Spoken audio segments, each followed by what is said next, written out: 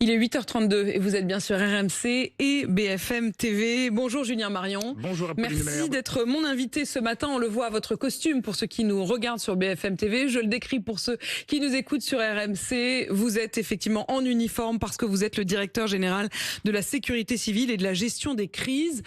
C'est vous qui êtes en charge de la préparation des crises, du travail, de la résilience aussi et de l'alerte des populations. Évidemment, les sapeurs-pompiers, mais également toute la sécurité. Vous avez d'ailleurs vous-même, avant votre poste d'aujourd'hui, été directeur des sapeurs-pompiers au sein du ministère de l'Intérieur et avant cela directeur de la police générale à Paris. Vent, chaleur, sécheresse, c'est le cocktail explosif. On a vu ce week-end les premiers grands départs de feu, une vigilance rouge également au moment où l'on se parle sur le pourtour méditerranéen, sur les départs de feu possibles. De très nombreuses questions à vous poser, d'abord sur ce qui se passe aujourd'hui, mais aussi sur la façon dont on est préparé et sur l'été à venir. Mais d'abord, à l'instant où l'on se parle, est-ce que les départs de feu de ce week-end sont maîtrisés ? Oui, absolument. Les deux feux qui ont beaucoup occupé les sapeurs-pompiers dans l'Hérault et dans l'Aude sont fixés, comme on dit dans le jargon. Ça veut dire qu'ils sont sous contrôle. Celui de l'Aude a brûlé un peu moins de 500 hectares, celui de l'Hérault un peu moins de 400. Ça a été des gros chantiers. Mais heureusement, grâce à l'action des pompiers au sol et puis des avions aussi qui ont été massivement engagés, on a réussi à en reprendre le contrôle. Donc au moment où l'on se parle, il n'y a pas de départ de feu nouveau, les choses sont à peu près contrôlées. Il y en avait un dans la région de Nice, mais qui ne s'est pas développé. Vous avez en permanence des départs de feu pendant toute la saison estivale. Depuis le début de l'année, il y a eu plus de 5200 départs de feu de végétation en France. Heureusement, on n'en parle pas toujours, on parle des gros incendies. Notre objectif, notre stratégie de lutte contre les feux de forêt, précisément, elle vise à éviter que les petits incendies deviennent de gros incendies. Et on y arrive la plupart du temps puisque 85% des feux sont éteints avant d'atteindre la surface d'un hectare. Et je le disais, alerte rouge. Pourquoi je dis alerte rouge ? Parce que c'est la météo des forêts qui est désormais donnée quotidiennement par Météo France. Il y a une alerte rouge effectivement aujourd'hui sur 3 départements, Bouches-du-Rhône, Var et Aude. Et il y a 4 autres départements qui sont classés orange en raison d'un risque élevé. Ce sont les Pyrénées-Orientales, l'Hérault, le Gard et le Vaucluse. Niveau rouge, c'est le niveau d'alerte maximal. Ça n'est pas fréquent. Ça veut dire qu'il faut faire quelles précautions ? Il faut prendre quelles précautions dans ces 3 départements-là ? Alors vous avez raison de rappeler que c'est pas fréquent. Enfin, plus exactement, c'est pas fréquent aussitôt dans la saison. Et ce qui est vraiment frappant cette année, c'est qu'on a un niveau de risque feu de forêt élevé très tôt dans la saison. Dans le sud de la France, autour de la Méditerranée, la végétation, elle est dans un état qui a 20 à 30 jours d'avance par rapport à ce qu'on constate habituellement. C'est-à-dire que la végétation aujourd'hui, en termes de sécheresse, exactement, la végétation aujourd'hui dans le sud, elle est dans l'état qui est le sien normalement autour de la fin du mois de juillet. Donc vraiment la chose à retenir cette année, c'est la précocité de la saison feu de forêt, et on l'a vu d'ailleurs ce week-end avec les gros incendies, et donc ça veut dire une action de très grande mobilisation des acteurs de la sécurité civile au sol et dans les airs pour lutter contre ces incendies. Est-ce qu'il y a des interdictions particulières qui sont liées à ce niveau d'alerte ? Bien sûr, dans les départements concernés par la vigilance rouge, vous venez de les rappeler, il y a par exemple des interdictions d'accès à certains massifs forestiers qu'on sait être à risque, massif de l'Estérel par exemple dans le Var. Et le premier conseil à donner d'ailleurs à vos auditeurs quand ils sont dans cette région-là, c'est de se renseigner sur l'état du risque feu de forêt là où ils vont. On a trop souvent prendre l'habitude, comme on peut le faire en montagne, de se renseigner, d'être vigilant. Exactement, quand on va quelque part, quand on sait qu'on est dans une zone potentiellement à risque, on se renseigne sur le risque feu de forêt et on évite par exemple d'aller se promener dans un massif qui est interdit d'accès. Parce que c'est là que le risque est maximal et c'est là que malheureusement on a des départs de feu qui peuvent très vite être compliqués. Directeur général de la sécurité civile et de la gestion des crises, avec ce recul, parce qu'avant cela, je le disais, vous étiez le directeur général des pompiers, il y a ces méga-feux qu'on a tous en tête, 2022. Est-ce que vous diriez qu'aujourd'hui, à l'aube de cet été 2025, la situation peut s'en rapprocher en termes de sol, de sécheresse de la végétation ? Oui, très clairement. On a des indices météo, des indices d'état de la végétation qui font penser à ceux de 2022. La différence, c'est qu'on est, je pense, davantage préparé. 2022, ça a été un peu un électrochoc. On s'est rappelé en 2022 que la France pouvait être confrontée à des saisons feu très difficiles et très critiques. Et heureusement, on en a tiré un certain nombre de conséquences. Et donc aujourd'hui, je pense qu'on est davantage préparé qu'en 2022. Davantage préparé. On va revenir aussi sur les moyens. Parfois, on se demande si vous avez vraiment tout à fait les moyens dont vous avez besoin. On a parlé de la perspective de l'été, mais dans les tout prochains jours, là, on nous parle des 3,30. C'est quoi les 3,30 ? Est-ce que vous pouvez nous expliquer ? Les 3,30, c'est une règle qui veut que quand vous avez dans un endroit donné plus de 30 degrés, des vents à plus de 30 km/h et un taux d'humidité inférieur à 30%, alors vous savez que le risque feu de forêt est élevé. Et là, on y est effectivement sur le pourtour méditerranéen pour les prochains jours.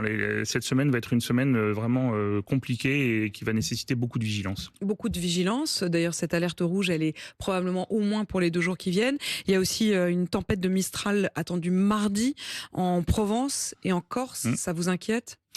C'est des conditions météo qui sont très clairement défavorables pour le feu de forêt. Mais on sait gérer ce genre de choses. Et on met en place toute une série de dispositifs et on a la chance d'avoir en France, et ça c'est important de le dire aussi, une stratégie de lutte contre les feux de forêt qui est éprouvée et qui dans la durée fait la preuve de son efficacité. Ça fait 30 ans qu'elle est mise en œuvre et cette stratégie elle est payante. Par exemple, pour vous donner un exemple très concret, quand on identifie à l'échelle d'un territoire donné qu'il y a un risque feu de forêt élevé, les 3,30 que vous venez de rappeler, eh bien on met en place au-dessus de ce territoire ce qu'on appelle un circuit de guet aérien armé, c'est-à-dire qu'on fait voler des avions toute la journée, des avions chargés en eau ou en produits retardants, qui sont prêts et dont l'objectif premier est de détecter les départs de feu pour pouvoir intervenir dans moins de 10 minutes pour aller éteindre l'incendie avant qu'il ne devienne hors de contrôle. Et cette stratégie des guets aériens armés, ça c'est vraiment quelque chose qui est... C'est visuel ? C'est-à-dire ça repose sur la vigilance visuelle de vos pilotes, Absolument. de vos équipes ? Ça peut être soit ce que les équipages observent depuis les airs, soit grâce aux liaisons radio, ce que les acteurs au sol peuvent remonter comme information et qui permet à l'avion d'aller intervenir tout de suite. Avant de revenir justement sur ces moyens, sur la question du nombre de Canadair notamment, puisque certains élus estiment qu'ils ne sont peut-être plus tout à fait aussi opérationnels qu'ils ne l'étaient. Vous parliez à l'instant de la vigilance à avoir et même des réflexes à avoir lorsqu'on va se promener désormais, à se dire avant d'arriver sur zone, est-ce que c'est dangereux ? Est-ce qu'il faut que je fasse attention ? Consulter la météo des risques de forêt. Qu'est-ce qu'on risque ? C'est-à-dire les conseils d'abord à donner aux uns et aux autres. On a compris désormais qu'il fallait pas fumer, qu'il fallait bien éteindre ces fameux barbecues, voire même ne pas en faire dans certaines zones. Mais qu'est-ce qu'on risque ? On a appris la semaine dernière qu'un forain parti avec son bras zéro mal éteint dans sa carriole avait lancé semé en quelque sorte des braises le long de l'autoroute. Qu'est-ce qu'il risque par exemple ? Il va devoir probablement répondre de ses actes devant la justice. 9 feux sur 10 ont une origine humaine. 9 sur 10. Et dans cette catégorie-là, dans ces 90%, vous en avez la moitié qui s'explique par un comportement négligent, imprudent, voire malveillant.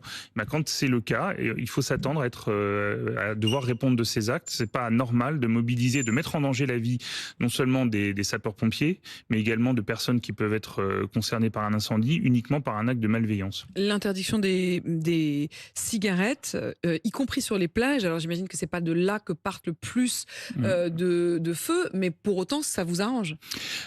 Tout ce qui permet de réduire le niveau de risque va dans le bon sens. Et avant d'en arriver à la contrainte, je pense qu'il faut vraiment rappeler des consignes de bon sens. C'est vraiment ça qui peut faire la différence. On fait pas de barbecue en pleine forêt quand on est dans le sud en période importante de risque feu de forêt.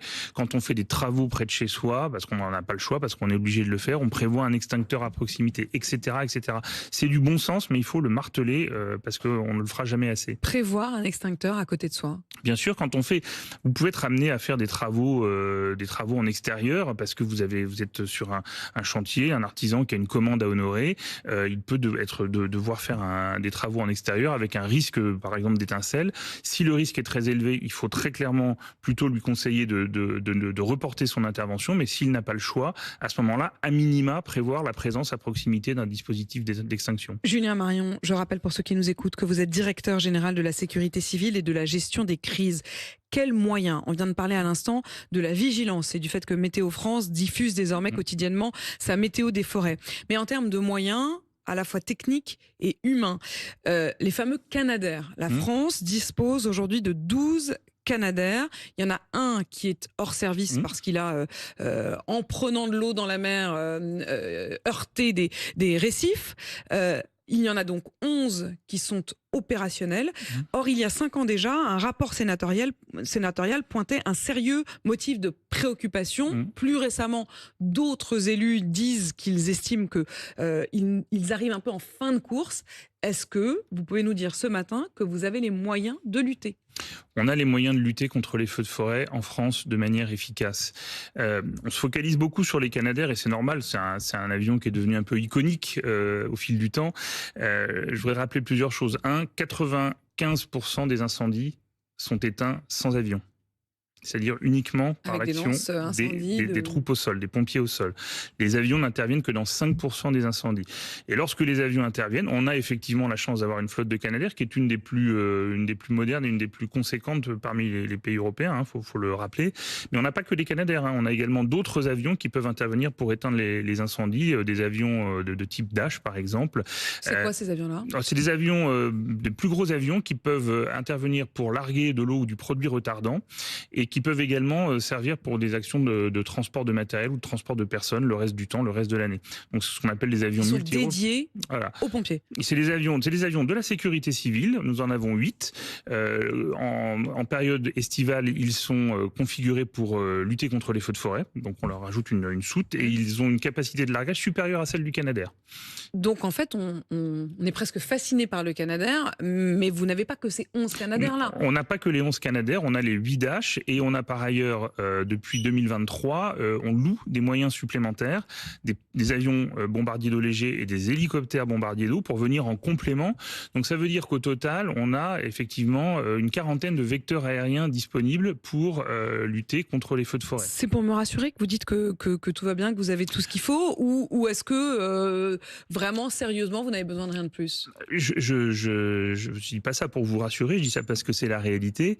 Et je voudrais vous rassurer aussi, là j'espère, en vous disant qu'on travaille au renouvellement et à l'élargissement de notre flotte, notamment de Canadair. Le président de la République, après la saison feu de 2022, avait annoncé toute une série de mesures et notamment l'acquisition de 4 Canadair supplémentaires. 2 de ces Canadair ont été commandés l'an dernier. Et on travaille actuellement à l'acquisition des 2 autres, des 2 supplémentaires, dès le projet de loi de finances pour 2026. Donc vous espérez simplement que ça ne sera pas retiré de la loi de finances 2026 ? On y travaille et ça veut dire qu'à terme, la flotte de Canadair pourra atteindre 16 machines. Et puis, on essaie aussi de penser au coup d'après. Et le coup d'après, c'est qu'est-ce qui se passe après le Canadair, le cas échéant. Et ça veut dire qu'on regarde les projets d'alternatives d'avions bombardiers d'eau amphibies, parce que le Canadair, sa caractéristique, comme vous le savez, c'est qu'il va se recharger sur l'eau ou sur la mer ou dans les cours d'eau. Et on est en train de regarder les projets qui peuvent émerger, qu'on peut soutenir pour, à terme, pourquoi pas, qu'il y ait une alternative européenne au Canadair. La question maintenant aussi, c'est la question des moyens humains.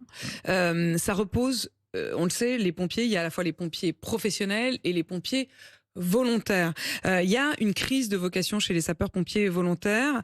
250 000 sapeurs-pompiers en France, 75% sont des pompiers volontaires et on estime qu'il en manque 50 000.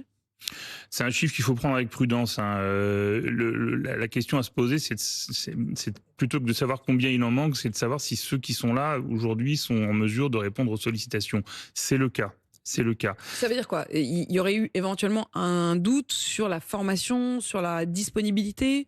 Non, il y a pas de doute. D'abord, il faut nuancer la notion de crise du volontariat. Les derniers chiffres qu'on a, il y a une augmentation du nombre de sapeurs-pompiers volontaires. On a franchi pour la première fois l'an dernier le seuil symbolique des 200 000 sapeurs-pompiers volontaires.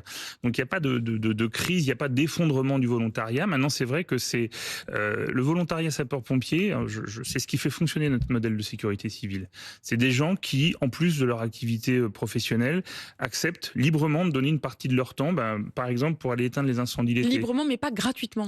C'est très important de le redire. Je veux dire, en aucun cas, on ne demande de donner de son temps gratuitement et uniquement pour être généreux avec la société. Ils le sont, les pompiers, mais ils sont dédommagés. Ils sont indemnisés. C'est très important de le dire. Ce ne sont pas des bénévoles, vous avez raison. Ils sont indemnisés, c'est-à-dire que ce ne sont pas des salariés, ils n'ont pas un salaire. En revanche, ils sont indemnisés. C'est donc un complément tout de même pour le salarié. Absolument, parce que quand on donne de son temps de manière aussi intense parfois pour aider la société, pour aller éteindre les incendies l'été en particulier, ça mérite une indemnisation. Et donc c'est le cas pour les sapeurs-pompiers volontaires. Donc c'est important de le dire. Quelle est la formation lorsque vous décidez de vous engager pour devenir pompier volontaire? Vous avez quel type de formation? Si demain, Pauline de Malherbe, vous décidez de vous engager comme sapeur-pompier volontaire, et on manque de femmes chez les sapeurs-pompiers volontaires et professionnels, j'en profite pour passer ce message, eh bien vous suivrez exactement la même formation que tout pompier, y compris que les pompiers professionnels. Sur le terrain, quand il s'agit d'aller relever une personne qui est tombée dans la rue ou d'aller éteindre un incendie l'été, il n'y a aucune différence entre un sapeur-pompier professionnel et un sapeur-pompier volontaire. J'ai une question qui m'a été posée par des auditeurs ce matin sur RMC. Nous revenions sur cette attaque exceptionnelle d'abeilles à Aurillac ce week-end. Ces abeilles ont, semble-t-il, réagi à une attaque de frelons asiatiques. Et certains, j'avoue que moi-même c'était mon cas, se souvenaient que lorsque nous étions enfants, nos parents, nos grands-parents appelaient les pompiers s'ils découvraient un nid de guêpe ou un nid de frelons. Aujourd'hui, si on vous appelle, vous dites on ne peut pas s'en occuper, ce sont désormais des professionnels des nuisibles. Sauf que ça a un coût. Lorsque vous avez un nid de frelons à proximité de chez vous, vous hésitez à deux fois, si vous êtes une famille modeste, à dépenser ce qu'il faut pour aller tuer ce nid de frelons. Est-ce que c'est pas une erreur d'avoir du coup laissé proliférer en quelque sorte ces nids de frelons? Les sapeurs-pompiers, ils doivent se concentrer sur leur cœur de métier. Et il se trouve que leur cœur de métier, c'est quoi? C'est le secours aux personnes. Je ne sais pas si vous le savez, mais 85% de l'activité des pompiers dans ce pays, c'est du secours aux personnes. Je le sais. Les incendies, c'est tout petit. C'est ce dont on parle beaucoup en ce moment. C'est à peu près de 10%, même pas. Moins que ça, c'est 5% de leur activité. On a de plus en plus besoin de nos sapeurs-pompiers pour aller éteindre les incendies l'été, pour aller s'occuper du secours aux personnes. C'est les premiers acteurs du secours aux personnes aujourd'hui dans de nombreux territoires.